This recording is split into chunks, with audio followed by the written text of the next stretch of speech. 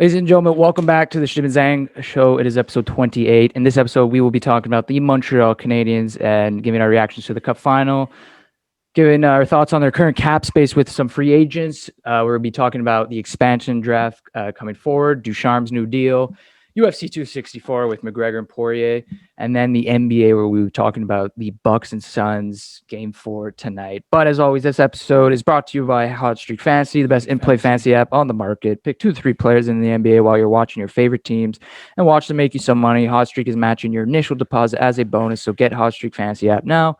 This is game 4 of the NBA Finals, so for those who haven't already been on Hot Streak Fantasy or download it, you are running out of time. Time is ticking away, so make sure you hop on that for the remaining games. Make some quick money watching some of your favorite players or just watching Giannis and Booker pop off. But as always, before we start the episode, roll it!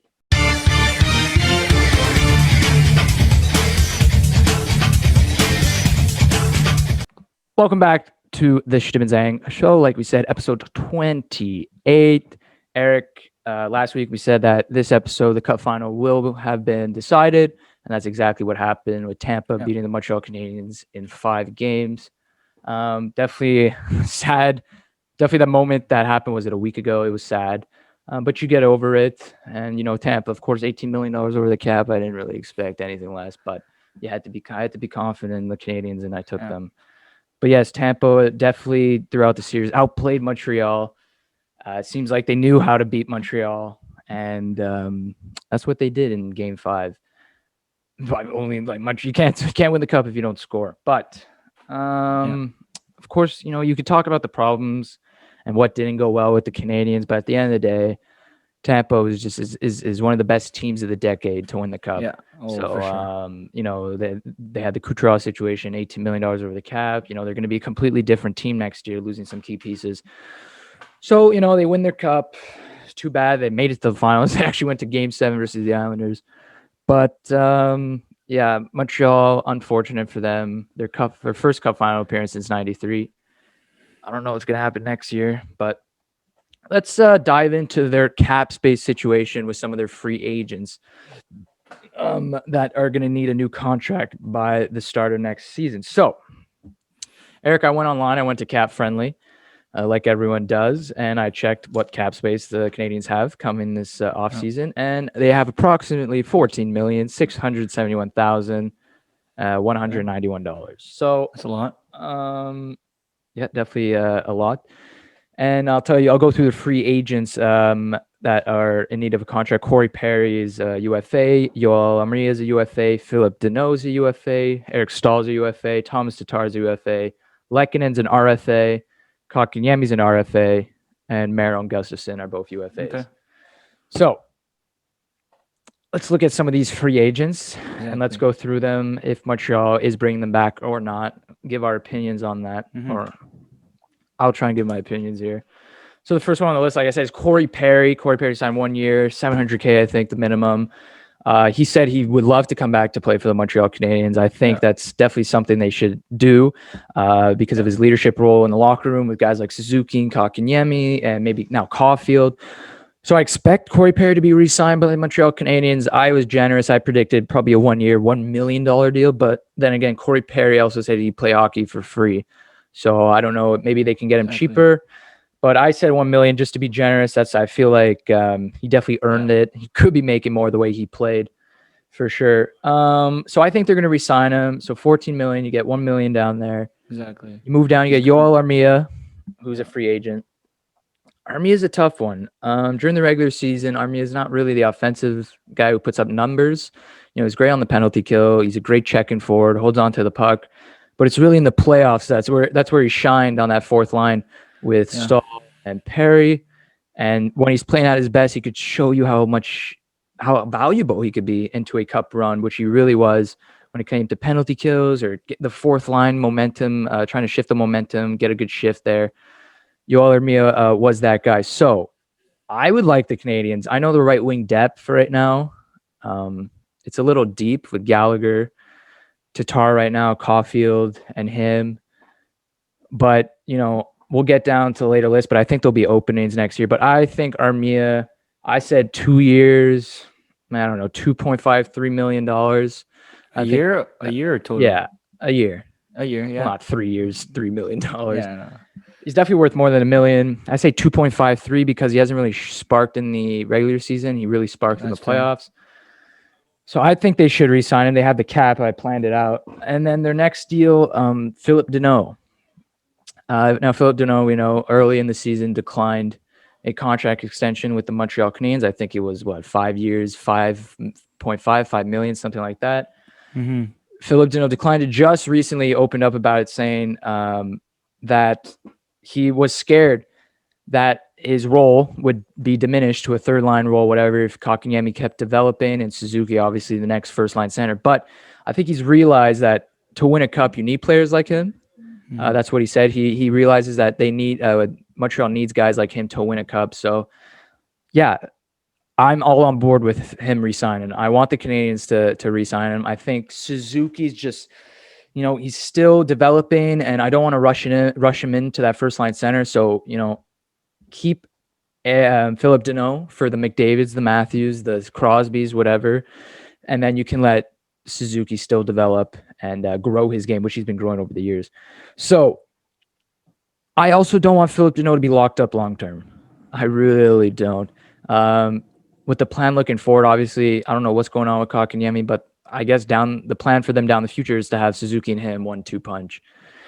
And that's why I don't want Philip Deneau, because I feel like his role will be diminished to a third line center, and he'll be making a lot of money for a third line center, even though I don't think his game has dropped off or anything. Just his offense has dropped off this season. He That's had a fair. terrible But he's a offensive big fan season. favorite right now, though. You know the fans want Yeah, him back. I mean, what he did in the playoffs, he stopped Matthews and Marner. He stopped the Winnipeg Jets top line, Vegas got that top assist. line. You got that assist, that big Yeah. assist. Yeah, the game-winning assist against Got the Vegas. pizza going. I don't want him to sign long-term, so I figured if they want to get him on a shorter term, they have to overpay a little. So I said 3 years, 6 million, maybe 6.5 million.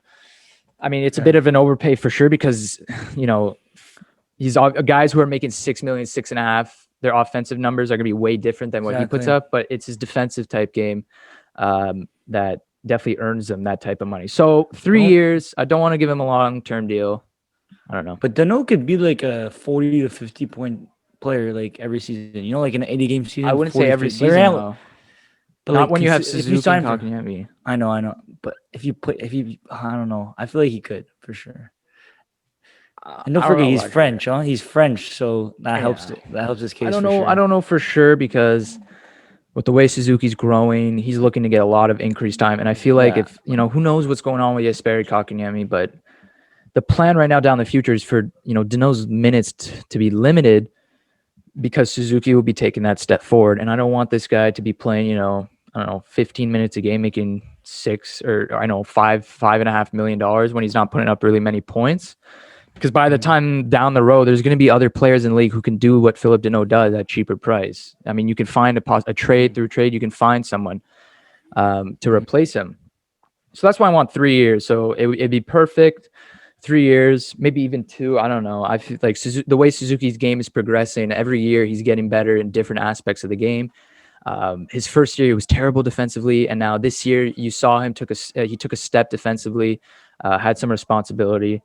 So I'd say 3 years. I do want Montreal to re-sign him. I really want Philip Deneau back, just for the young ones' progression, and it keeps the team competitive when you have a shutdown center like that. So 3 years. Eric Stahl, he's not returning with the team. They're not going to re-sign him. Thomas Tatar. Sadly, there is a young stud in Montreal named Cole Caulfield who has emerged as the franchise player alongside Nick Suzuki. So Thomas Tatar's a right winger. Cole Caulfield's a right winger. Tatar was scratched after the Maple Leaf series.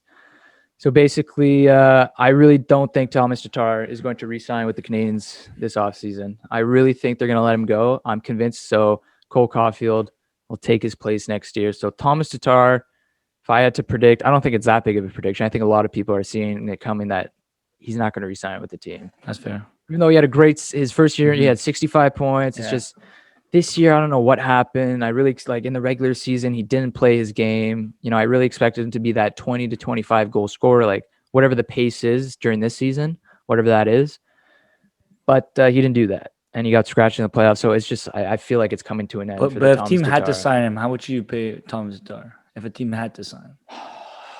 $6 million, $6 million, 5.5 to 6.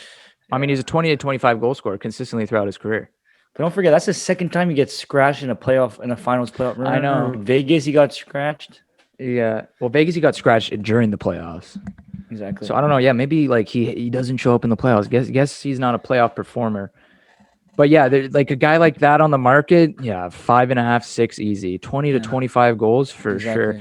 Like I don't know. Toffoli had a great season. He only makes 4.25. That's a steal of a contract. So maybe that hurts Tatar. But it comes down to these free agents, these right wing free agents, what they sign for, because he's going to be one of the best right wingers on the market, Thomas Tatar, when he reaches free agency. So yeah, we got to watch for that. I wonder what he's going to sign with, but that's my prediction. Down the list, so I don't think he's coming back. And then down the list, Lehkonen, who's an RFA, still a young player. You know, he's turned into that defensive guru on this team, checking, plays the penalty kill. He has a great shot, not a great release because he takes too long to shoot the freaking puck. But he has a great release, and so I would love for him to resign. He's an RFA. I think he's going to resign. I said 2 years, $1.5-2 million around. Okay. I don't think he'd go for anything more because offensively he doesn't really do anything. Down the line, Jesperi Kotkaniemi, RFA. He's for sure going to sign a bridge deal this offseason. No way they lock him up. He doesn't think he's proven to himself that his potential. He hasn't proven his full potential.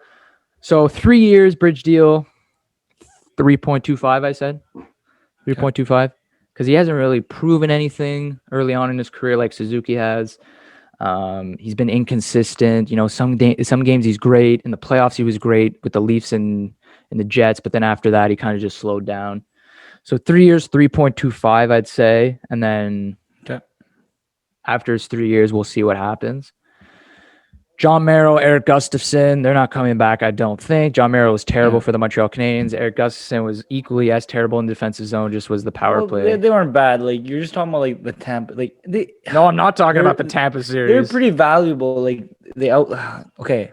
No. They did take a spot from Alex Romanov, but which was ridiculous. It's not like they weren't playing bad. Like, they weren't playing terrible.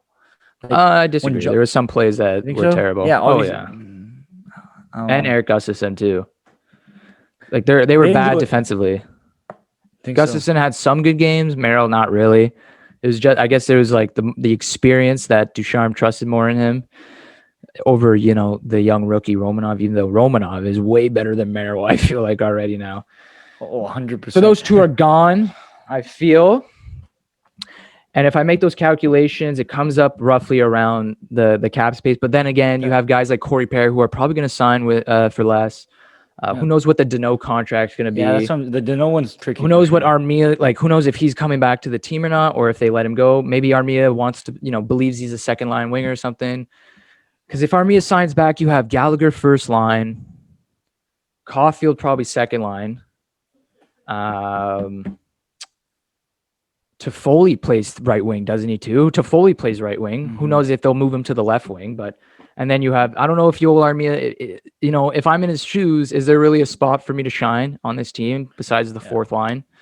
Even though he was great, I don't think he wants fourth line minutes. So we'll see what happens with Armia, Lehkonen, Kotkaniemi. I think they'll be re-signed unless they trade Lehkonen. But let's be honest, only players that Bergevin should be looking to sign, like for sure, are Danault. You got to keep Danault.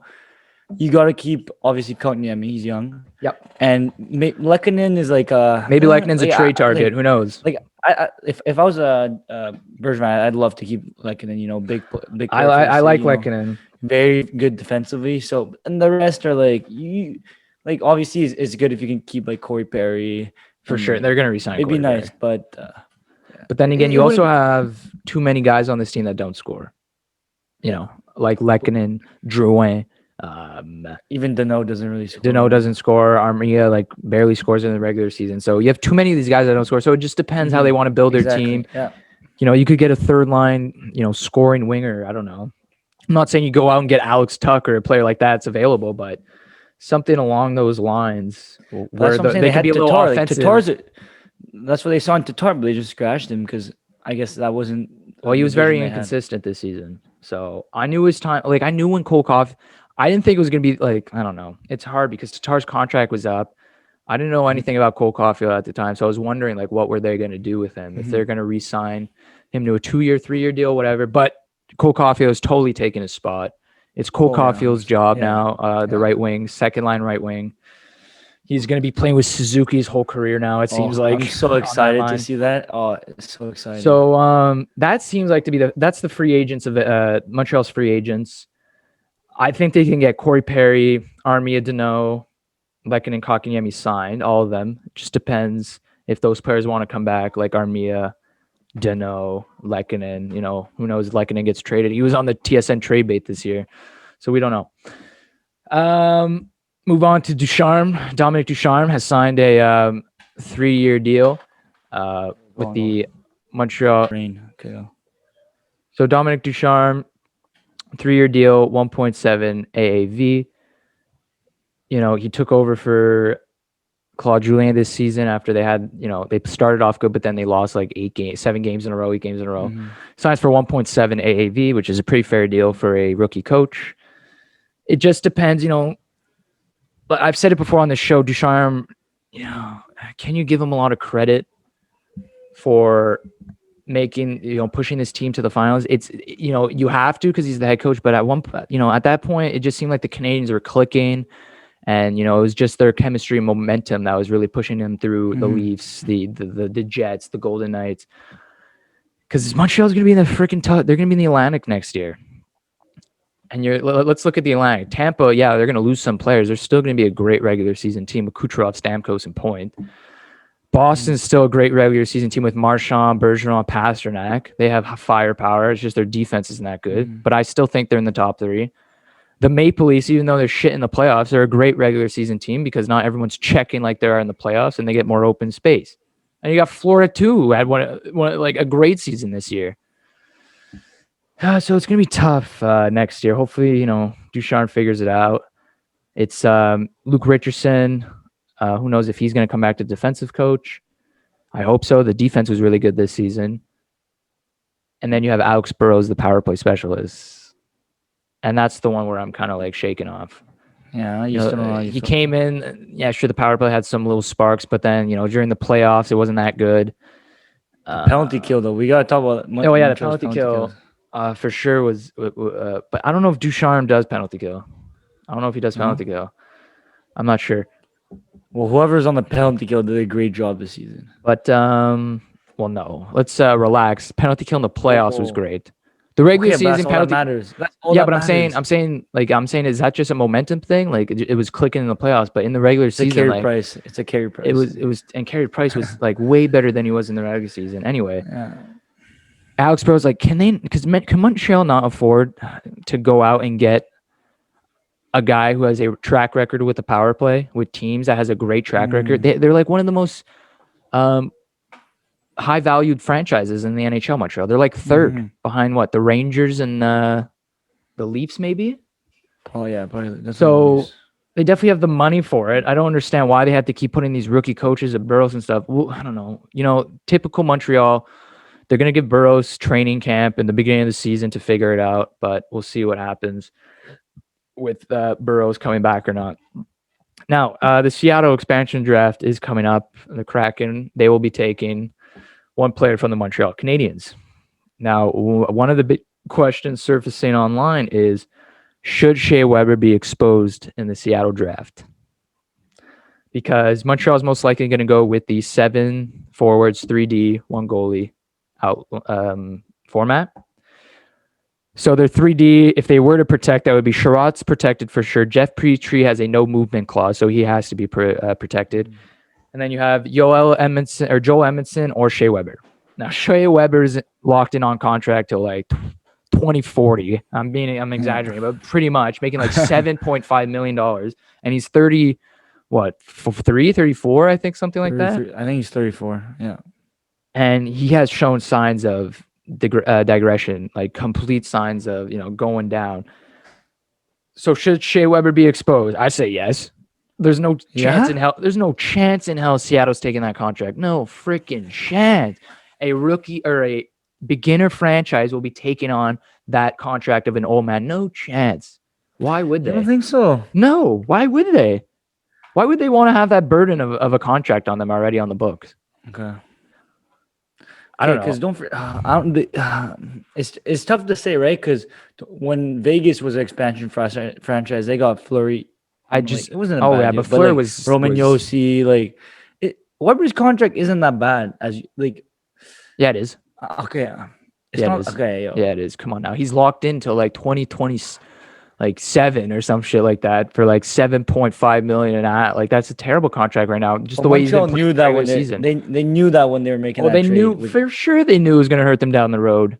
But listen, now you haven't won a cup in how many? He's been what, 4 years here, 5 years, something like that, right? You haven't won a cup since, so now you're getting to the part where the contract is going to hurt you. So yeah, I'm so on board with Shea Weber being exposed. Okay, but how bad does it look if? Yes, that's what I was going to say. Shea Weber.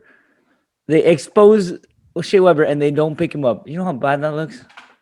Who doesn't pick him up? No, let's say you expose Shea Weber and then Krakens don't pick him up. Shea Weber is going to be like... No, this is what I'm saying. Whoa.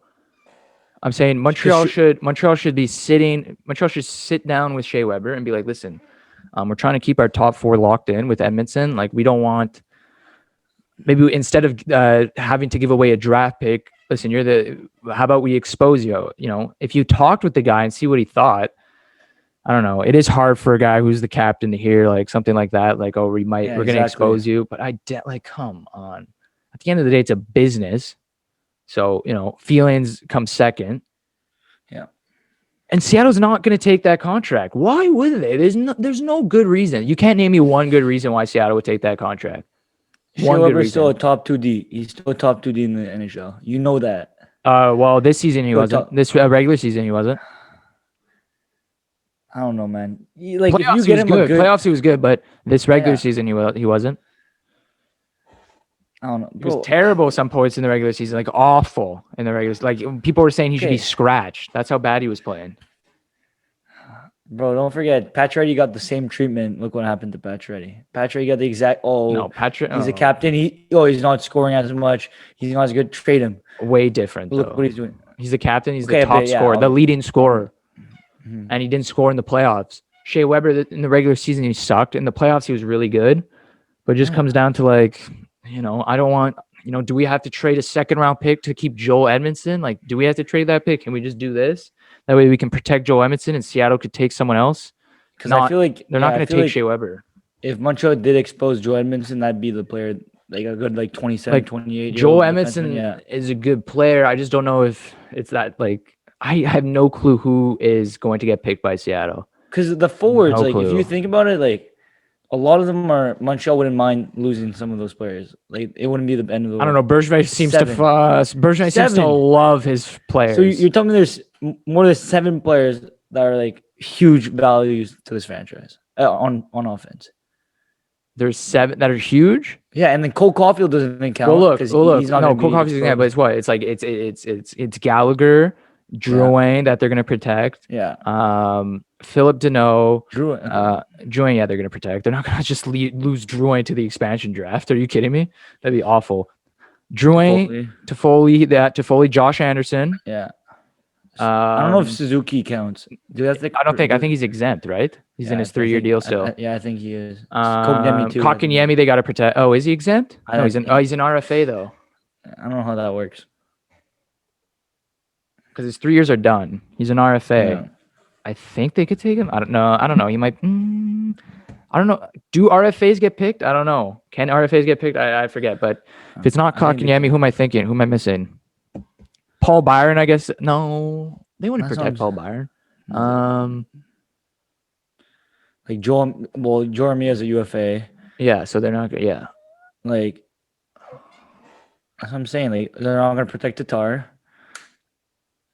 They're probably not. They might protect Lehkonen. But RFE's also an RFA. But he's for sure needs to be protected. Arturi Lehkonen, and maybe Kotkaniemi too. I think Kotkaniemi needs to be protected now. I'm not sure. I could be wrong. But I think he has to be. His 3 years is done, right? He's not exempt. He's an RFA, but I don't know what the rule is for guys who just finished their 3-year deals and become RFAs. I don't know what it is. Anyway, So yeah, there's no clue. They're going 7-3-1 pricing and protected. Yeah, and then Sherratt, Petrie, Edmondson, Weber. I don't know what they're gonna do. I think at the end of the day they're going to protect Shea Weber. Okay. I feel like Montreal's trading a pick at the expansion draft to make sure they keep a player they like.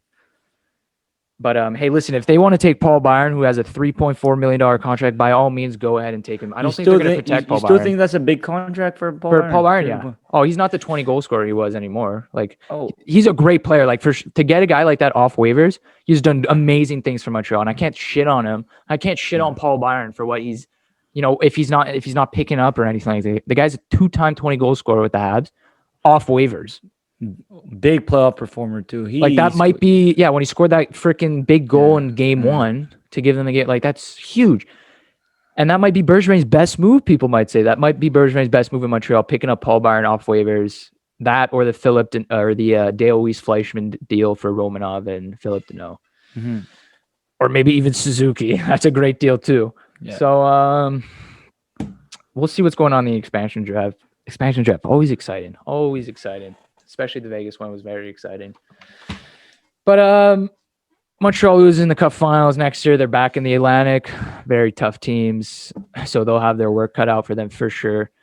But we'll definitely talk about that. Who knows what's gonna happen next year? Like, who knows? But Montreal's probably gonna make the playoffs. But listen, is it even a guarantee? If Montreal's not making the top 3 in the Atlantic, then they got to battle for a wild card spot, and they got to battle all those other Metro teams, right?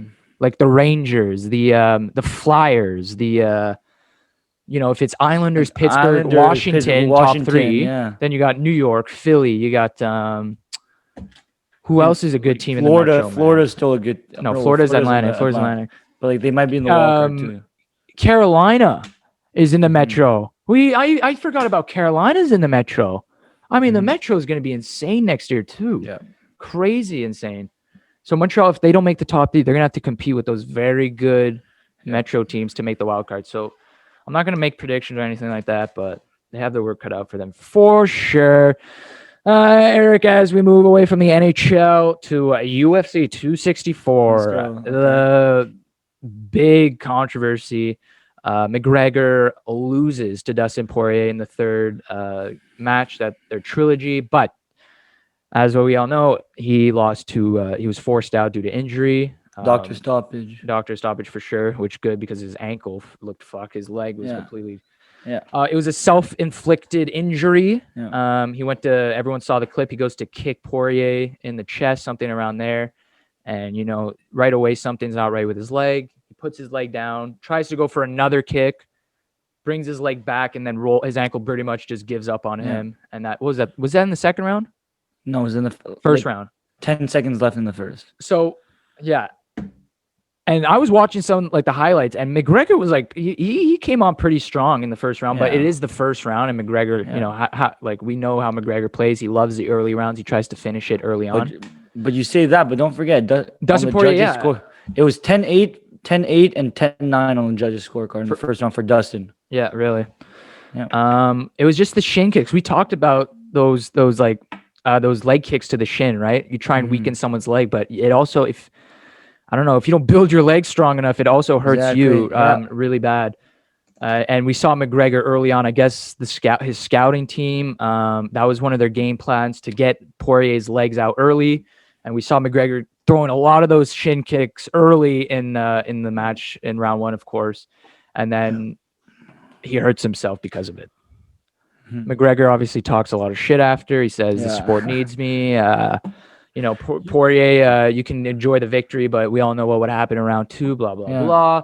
So, Eric, what did you think? Your reactions to the fight, what you thought after? Does McGregor have a point, or is he done? Should he retire? People are saying. So, first of all, even the first, I feel like Conor, obviously it's always nice to have Conor in the UFC, but this guy is on pace to be a billion. He doesn't need the sport. No. He only made 20 something million, still a lot, right? But he doesn't need the sport. He can go on his own. He came back, lost to Dustin in January, came back in July. He showed up. I had him losing. I was very confident in him losing. I had a bet. So what I did, I had a The four-way parlay. parlay I saw. And all three of my fighters won. So it was up to Dustin to win. And then I obviously like I was happy that I How won. much was but that? You put what again? 50? So I put $50 and I And won you guys, 300. yeah, 300. Yeah. So like 300 total. But Yeah. so it's pretty nice. But like obviously you never want to see someone lose to like a doctor stop to an injury, right? But it was kind of tough because when you watch the first round, Dustin outbeat him on the ground. Obviously Conor's saying, "Oh, you didn't hurt me with those elbows," but like obviously it probably hurt him. Conor came out flying, like this guy was kicked. But that's like, normally spin that's around, usually Conor. kicks. Exactly. First round and Conor the thing always is, comes out flying. first round Conor, but Dustin beat him in the first round. It was unanimous. And one of Conor's big mistakes that everyone's talking about is, Dustin came, Conor had him in a headlock, like a guillotine. But that's a big mistake because if you have Dustin a guillotine, he'll push down on you and you're on the ground. So Conor was on the ground with a guillotine on Dustin, but that's a mistake because Conor's not a jiu-jitsu guy. He's not gonna win by guillotine. No, Dustin's way too experimented for that. Yeah, Dustin easily gets out of that, like wiggles his way out. Now he's on top. Oh, now he's just wailing elbows like that. That hurts. And like Conor did have a good strategy on the ground. He was hitting with some heel kicks that probably did some damage to Dustin. By the end of the day, Dustin outfought him in the first round. And I was excited after. I was like, okay, Dustin might win this. And then all you see is Conor, because when we were watching the fight, you didn't really see. You just saw him. Couldn't fall. tell. You couldn't tell. So Dustin, I think Conor throws a punch and then or a kick and he falls. Like he throws a kick and once his foot comes back, it rolls. The ankle rolls. And I'm like, oh, and then he falls and then Dustin goes down and I'm like, oh my God. It's over. And then when you watch replay, all you see is the ankle snap and we're like, oh no, that's not good. Oh my God, man. It was like broken pass. It was like oh my. But respect to Conor because Conor, like obviously his aura around him, like this guy's not like he was gonna like cry about like he was just there talk like if it was someone else like they'd probably be on the ground like it just sucks that this was the deciding match. Listen, if McGregor won the first one, he won the first one, right? McGregor. Yeah. If this was the second fight and this happened, then you have the third one, right? Yeah. But now this is the trilogy. The trilogy. Yeah. Like, what do you do? What's exactly fourth fight? I think so. Yeah. So that's what Dustin says. So Dustin was like, "Oh, I'd be down for a fourth fight." Dana White said he's down. I mean, it has to be. It has to be exactly. But the only thing is, you gotta let Dustin go get his title shot. Dustin's by far. To be honest, Dustin to me is one of the best lightweights of all time. I feel like Dustin should go get the lightweight title. He's gonna win. I feel like he will. And then he can come back and do the fourth fight. And you know how rare a fourth fight is in like any comp. Like you know how rare this situation is right now, though. Yeah, exactly. Third fight leads to injury, like how rare. Like that's pretty rare. I know. It's pretty rare, but the smack talking in this fight was like it was such a change. Remember we were talking about it last week? Yeah. You're like, oh, I don't know. I just don't. I can't. You can't sell me. McGregor, you can't sell me. Like after you give them hot sauce, you guys are bad respect, blah blah blah, and then you expect me to believe that you hate each other after. Yeah, exactly. So I think that's what did. So the first fight, what happened was Dustin was like, he even said it at the end. He's like, yeah, Conor got in my head and everything. Second fight, they're all nice. Dustin's relaxed, and then third fight, Conor starts pulling his trash talk, but obviously it doesn't affect Dustin anymore because he knows, oh, this is just a show, right? Yeah. But Conor would say some like not messed up thing. Obviously, he's like, "Oh, I'm gonna kill you. You're gonna come out of here in a coffin." Yeah. Dustin didn't like those comments. He was talking about his wife sliding in the DMs. He's like, Jolene's wife, like chirping. Obviously, that's wife sliding in my DMs. Exactly. But that's Conor at the end of the fight. I thought Dustin did come out like a bit respectful, but like he was like trash talking at the end, like hardcore to Conor. Yeah, good, probably like Conor. Like imagine that. Guy loses to an injury, obviously you're gonna chirp the shit out of him. Like, what do you? Especially when it's weak and stuff like that. Yeah. Oh my God. Oh, well, he has every right, Dustin, to chirp McGregor. Yeah, exactly. It's a self-inflicted wound. He did it like, man. You got like, I don't know. You can't really prepare your legs in a way, I'd say. Mm-hmm. But listen, he couldn't handle the shin. Like, it was an awkward kick that he sent to Dustin. It was like, he sent it up. Something probably. No, but a lot of people say it was from the beginning of the fight. Conor hit Dustin, and it like weakened his ankle or something, and like or his tibia, and That's and then for the whole like the rest of the first round, and like it just got weaker and weaker, and then at the end of the first round, it just broke. But that's what I'm saying. You can train your legs, right? You can make your legs Yeah. strong to withstand that. But the fact that Conor practically injured himself sending those kicks to Dustin, like Dustin was fine, right? Who knows what it would have been out? It would have affected him later on. Who knows if he would have gone tired if his legs would have gone tired. But the fact that McGregor's legs couldn't withstand those kicks, like, come on. Did he really prepare his legs? Like, okay, that was the biggest scouting department. That's still a fluke. I don't know. It's still a fluke. Like you can practice all you want, but at the end of the day, like if you're telling me like it was the first kick that injured his ankle, then like what is he kicking? Did he kick him on the knee or something? Like, but I thought it was the kick in the chest. I thought that was the one that was like where he kicks him in the chest and then he goes for one more kick. Then after that, his ankle rolls. I thought it was that kick. That's what people. I saw people on the internet.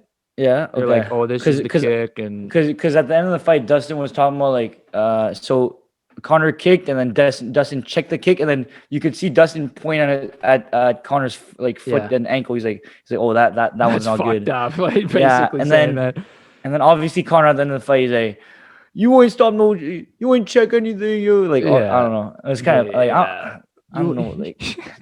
You can't really know what Conor because all me DMs. Yeah, bro, this guy has like his ankles like they say, why slid my DMs? Oh, your voice slid me DMs. I can't even do an Irish accent. Yeah, but basically on those lines, your wife DM. You see how people are spelling the DMs? DM. But I hope you know like it wasn't a real like it was a fake like so what happened was I guess Conor photoshopped something of not Conor, his PR team. Yeah, someone photoshopped something, but. It might be a real follow request, but it was just a follow request. So it's just a follow request, and then but apparently it was a Photoshop. So for sure, like there's no way Dustin Poirier's wife is trying to follow the guy's about to fight. Like, come on, exactly. Like, how big of a belong to the streets do you have to be? You know, get that staple. Like, come on, there's no way. So, Eric, what's next? Like, is McGregor the joke of UFC right now? He doesn't need the sport. A lot of people are giving him a lot of hate. He's on a losing streak right now. Yeah. He's lost the third fight to Poirier. Hopefully, this is the fourth fight. If there's a fourth fight, that's what's got. I'm gonna watch it though. That's what's gonna be next. Like, everyone's gonna watch it still. Like, it's not like it still has a lot of interest because Dustin's at the top. Like. I don't know why he fought Dustin though. Like, go fight Nate Diaz or someone like a little. Why are you fighting Dustin's like literally one of the best fighters? Like, because McGregor, he's on a different level. It's because it's the identity that McGregor has in the UFC. He's looked at as this, the icon, the franchise athlete, and the UFC brings all the notoriety, the pay-per-view. I mean, so they don't want to see like a McGregor Nate Diaz, because then you have all those UFC experts being like, this fucking fight is just basically trying to help Conor out, So that's what they say with Donald Cerrone. That's what they say when he fought Cowboy Cerrone. But so McGregor needs to fight big names. Like, people want to see that. That's what makes the most. And he has to money. win though. He has to win. And but like, yes, if he would have beat Poirier, like McGregor would have been hot shit still in the UFC. But how that he lost, there's this fourth fight, and that's I believe it's his career, dependent. Even though like you said, he doesn't need this sport. I just think his identity and statue in the it depends on this fourth. If he loses so much credibility. I feel exactly. Because in UFC, like you said many times, you can't lose many fights in a row. But there's something about you gotta know how to retire soon, or like even just picking your fights when you so that's what you don't want to retire on a losing streak, Exactly. No, but so when Conor was at his highest, even like after he lost to Mayweather, after he lost to Khabib, and then he beat Donald. Yeah. Why are you coming back to fight? I don't know. Like it's something about like UFCs.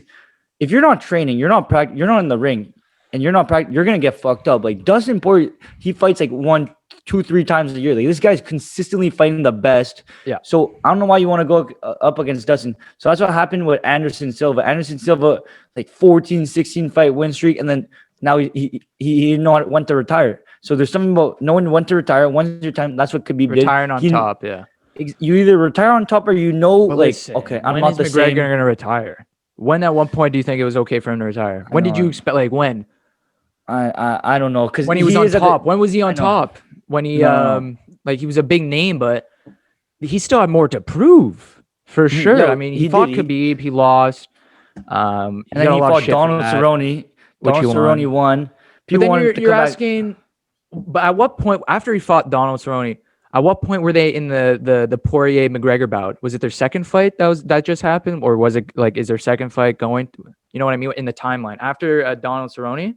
Yeah, so How many Donald fights Cerrone did Poirier and McGregor have So no, it's after the Donald fight? Cerrone and then Dustin Poirier. The and then first Dustin time? Poirier.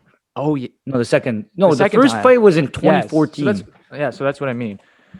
Yeah. Okay. So I guess 2014. Why he wanted to face Dustin Poirier, but I don't know. He's top, like you said. He was one of the best in the middleweight, right? Exactly. And lightweight, and McGregor's lightweight too. So he's got to prove that he's the best. McGregor he challenges one of the best, and he won the first one, loses the second one, and now, 2014, 20. What one was the second one? 2020, 2019, 2021 was the second fight. Yeah, it was January. You remember Yeah, they happened so. Yeah, it's true. The second and third happened very fast. But yeah, you have 2014, 2021. You have 7 years difference. Yeah, so now Conor's on he's on a 2-fight. Well, it's not a bad losing streak. But it just look how bad his rep is. Like, look how bad, how much shit his rep is getting, just because he lost 2 fights in a row. I know, no, and it's not the fact that he lost 2 fights in a row. It's the fact that he lost 2 fights. Before that, he won against Donald Cerrone, who's basically Donald Cerrone's like on a 7-fight lose streak right now. Like he's a bum. Like I still love Donald Cerrone though, but and then before that, lost to Mayweather, lost to Khabib, lost to Mayweather, and then he had like that Nate Diaz win, and then lost to Nate Diaz before that. So it's a tough, it's tough in there. It doesn't look. I just don't know what happens next. Does he fight anyone in between, or does he just wait for this 4th fight? Like, no, I think he should probably fight some. I want him to. I feel like Nate Diaz would be a great fight because Nate Diaz is a big name. Conor's gonna be the favorite in that fight. Yeah, Conor's gonna win. I feel like it's gonna get him back rolling. He's gonna be able to do his trash talking like he's used to. It's gonna be a huge fight. And then Poirier and then he faces Poirier. Exactly. And the thing with Conor is, okay, obviously people don't care if he win because anytime Conor fights he's gonna get paid. I'm telling you, it's a big thing, right? Big pay. But the fact that if he wins, like if he keeps losing, people are gonna lose interest. Like you just need him to beat like a big name. It doesn't matter. Like he just has to beat a big name, you know? Yeah, for sure. You beat Nate Diaz, you're back on top. You know? For sure. We gotta move away from the UFC, but yeah, definitely. Hopefully, Nate Diaz. We'll see if he fights someone in between or he waits for the 4th fight. Only time tells. With Conor McGregor on his tight-knit schedule, because he's the best. Anyway, as we move to the NBA, Bucks and Suns. Suns lead the series 2-1. Milwaukee in. Oh my God, why am I blanking? Where do they play? Milwaukee and and the Packers. What's that place called? It's not Green Bay. Yes, no. The state. Wait, what are you talking? State. Wisconsin. Wisconsin. Yes, thank you. Games back in Wisconsin. Game 3. Milwaukee wins. Big time. Not big time, but it was a good win. Giannis put up 41 points, 13 boards, 6 assists. Middleton 18, 7, 6. Holiday 25, 5 and 9. They all shot. Giannis shot 609. Middleton was 429. Holiday was 571. Eric, obviously the biggest thing in the series early on was these 3, specifically Middleton and Holiday, not performing up to par, and Giannis having to do everything on his own. That's what lost him those first 2 games. Now, they come out all big 3. Then they play big 3rd game. They all play great. Suns, Mikal Bridges is obviously 27 minutes, doesn't have the game he had. He has 4 points, 2 rebounds, 2 assists. Only shot 4 shots. Booker had a terrible game. Paul was really good, 19 points, 9 assists. Ayton was good. Crowder was good. Devin Booker just had an off game. But hold on now, Eric. There seems to be a winning recipe here with this Milwaukee team. Everyone knew that, even I said if Milwaukee made the finals, I honestly believed that they could win because I didn't think it was going to be the Suns here. But Suns, great defensive team. That's why I took them. But as you can see, there's a recipe to winning here with the Bucks, and it's pretty clear. Is if you have your top 3 cooking, you have a better chance at beating the Suns, I feel like. But let's remind ourselves that Devin Booker also had his worst game of the NBA Finals. He shot .200, 214, right? So 24, that's 21%. That's bad. So he had a terrible game. So you expect to bounce back the way he's playing in the playoffs. Exactly. Yeah, I guess that's the recipe for success for the Bucks, right? Those three. No, but to be honest, it's first game. So this is how it's going. So game one, obviously in Phoenix, they win. Yeah, so all game the home two. teams are winning right now. Yeah. So how you can see, I don't know what it is. If Devin is, I don't know. Devin Booker. It really depends on if Booker pops off, Suns always have a good chance. Exactly. And Chris Paul, we know he's gonna be consistent. Aiton's a center. There's not too much like variables there. So having a great playoffs though so far. Been having a great playoffs, and he has a pretty good matchup with Brook Lopez there for him. So, and then Jay Crowder is a big playoff performer. Mikal Bridges, he has to perform too because he's a starter and he has to show that he shows value. Yeah. I don't know if you saw that Cameron Johnson. I don't know if you saw that dunk. That was a crazy poster. I did not. You didn't see that? You didn't see that dunk? No, I probably skipped through it on the gram. He had a ridiculous poster on. PJ Tucker. Yes, I saw it. Yeah, I saw it. That was a good dunk. Yeah, literally a mouthful of Cam Johnson's balls in PJ Tucker's mouth. Yeah, exactly. So yeah, that was good. But to be honest, I feel like it's kind of tough because it was a blowout the third game. Yeah, it was like 120 to 100, I think, or something like that. Something like that. I think it was a 20-point game. But the first two games, it was like it wasn't close, but it was like you can deal with it. Milwaukee didn't have the best game. Like it's literally just been Giannis carrying Milwaukee. Yeah. And then game three, as you said, Jrue Holiday and Chris Middleton showed up. And if you rewatch the first two games, it's just Giannis carrying the ball. Yep. Driving, if you can't get the layup, he'll pass it over. Like it was when I was watching it was just getting me pissed off because Jrue Holiday would get the ball, pass it to like they get the ball or miss. It was so like that's not what Milwaukee basketball is about. And we talked about it before. Like if those three show up, or even like Giannis, he will show up every game. It's Giannis, but if Chris Middleton and Jrue Holiday can show up, they'll be fine. And that's why at the beginning I said this might go to a game 7. Like I'm pretty sure it's gonna go to game 7 because of how close these teams are and how like not fluky or inconsistent these players are, but like suddenly like Devin Booker is still young. His first finals. Oh, yeah. I know Chris Paul is gonna show up. Giannis he's gonna show up. Yeah, he's gonna show up. But Giannis, Jrue those Holiday, two need to show up. Exactly. So that's why I thought it's gonna go on and off. So I still think this might go game 7 or 6. Oh, so, yeah. What did we say? We said 7? What did I say? 7? I think I said 7. I think you said Suns in 6 or 7. I think we both said Suns in 6 definitely or 7. Later, something like that. But I still think Suns can win this. I could see Milwaukee winning game 4 tonight. Yeah. In Milwaukee. It's tomorrow, actually. Yeah, my bad. Sorry. It's tomorrow. I could see them winning that for sure. The way it depends on those three. Can Middleton be the best player on an NBA team? No. Giannis can. Listen, when Giannis was injured and they had to finish off the Hawks, Middleton popped the fuck off. Let's be honest. Don't forget, it's the Hawks. It's the Hawks. I know it's the Hawks, but you don't think Middleton could be the... I mean, the NBA, there's a lot of shit teams, man. A lot of shit teams. He could definitely be... I think he could be the best player. On a championship team. Like, listen, he's a shooter, right? He doesn't, he doesn't really move... He doesn't hold the ball a lot. He doesn't drive a lot. He's a spot-up shooter. So maybe you're right that, he's more of a Pippen to your MJ. Oh, 100%. For 100%. Sure, but I think it's the touches. It's because he doesn't get enough touches. I feel like, and listen, I think that was he's been with Giannis for years now, right? So and he's been good. Middleton has been amazing in Milwaukee. I just don't know what's going on in these finals right now. I don't know if it's because Giannis is touching the ball way too much and Middleton's not getting enough touches.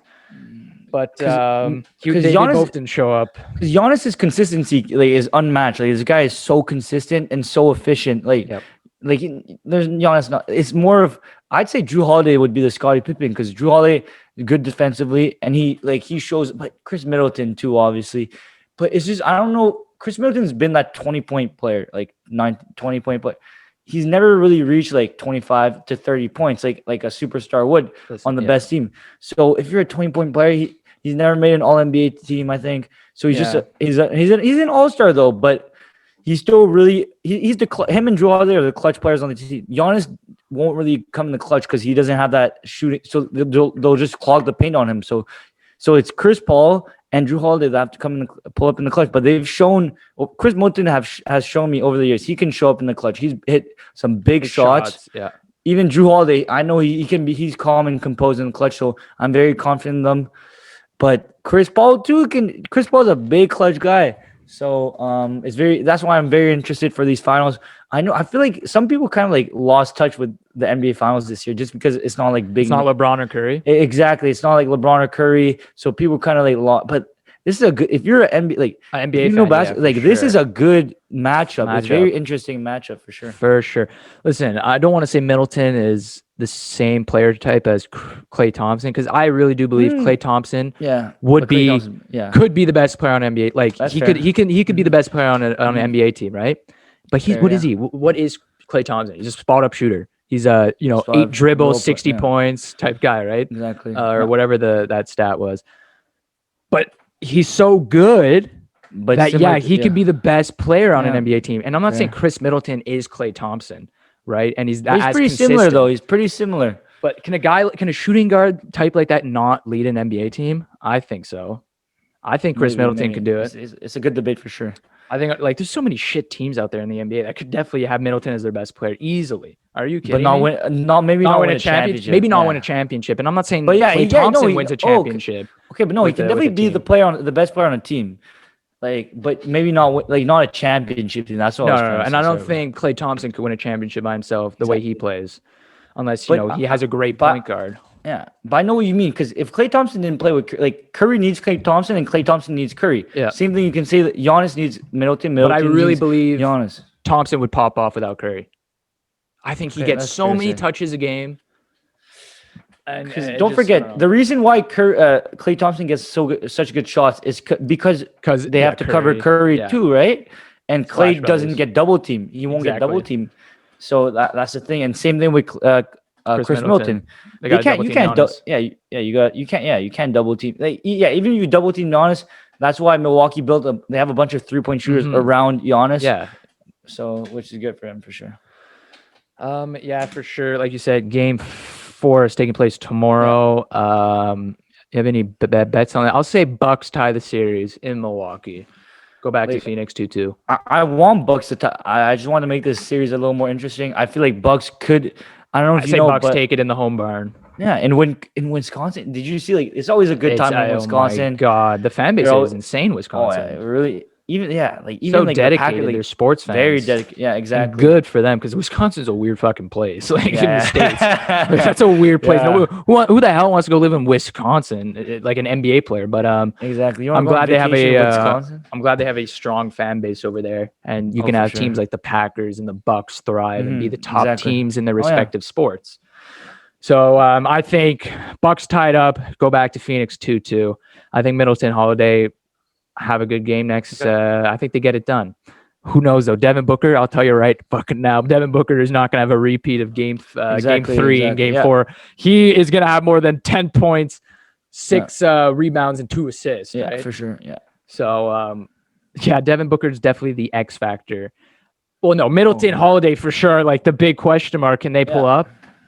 If they can't pull up and Booker pulls up, I think Suns take it. But I'm going to trust Middleton and Holiday. To outplay or edge out Booker's fantastic game, I think is going to come in game 4. Nice. So, if there's not anything else to say, I think that will conclude episode 28 of the Chtib Zhang show. Great episode, by next week, if we say 2-2, if I'm predicting 2-2, who knows? If the NBA, you think in a week will it be over? Maybe because if you talk, if Suns win tomorrow and win again, it could be over potentially. I don't know when Game 7 is scheduled. I don't know if that's in a week or not. But anyway, next week we will have definitely an idea of where this series is headed, or if it's over, or who has the edge already. But for sure. And then obviously the Canadian season is over. We will be missing that. We've never talked about the Montreal Canadiens this year. Exactly. We started the show. True, huh? Started the show when the season started. So. Oh my God. We'll definitely have the offseason, the Seattle expansion draft. We'll still be talking the Habs. Don't worry. There's still a lot to talk about with them. But definitely we are running out of sports to talk about when it comes to the NBA, NHL. You don't even watch baseball. I didn't even think about this. Hopefully there's a lot more UFCs during the year, but we'll definitely find something. But Exactly. once again, check out Hot Streak Fantasy, our sponsors for the episode. Yeah. Check them out. Make money. NBA playoffs are almost over, so give them a look. And as always, thanks for listening to the Chtib Zhang Show Thank on you. Spotify or watching us on YouTube. And we'll see you guys next week. Peace out. Peace out.